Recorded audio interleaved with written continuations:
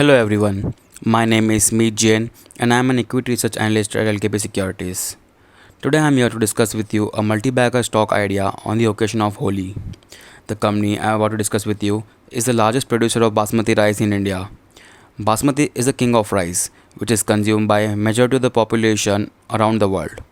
The company I am discussing with you is LT Foods Limited, also known by its brand name Daawat. LT Foods has created a universe of basmati rice under the brand Daawat, which is suitable for every kind of cuisine and recipes. The company also owns brands like Royal, Devaya, Indus Valley, 817 Elephant, Chef's Secret, Heritage, Rosanna, and Ecolife.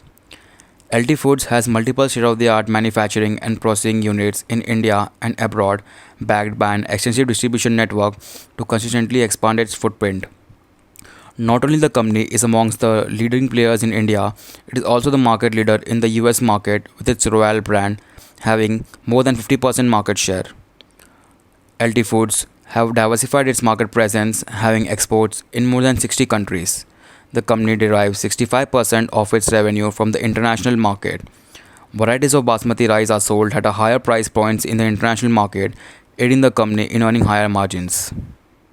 In terms of its business, majority of the company's revenue comes from the branded rice business with 85% revenue share, followed by the organic food and ingredients business with 9% revenue share.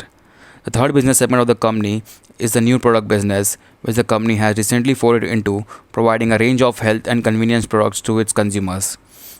This segment includes products such as rice-based snack kari kari, kappa rice, and range of sauté sauces. Both the organic and the new product business have higher margins than the traditional rice business, providing company with necessary boost in its margin profile.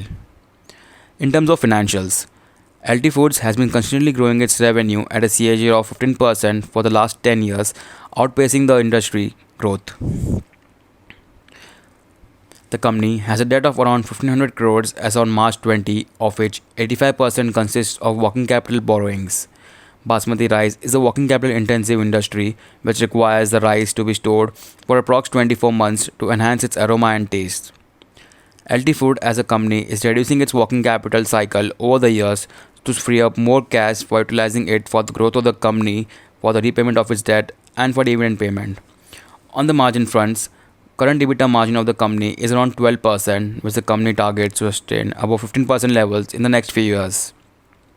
Having a higher international revenue share also poses a risk to the company owing to its geopolitical and exchange rate fluctuations.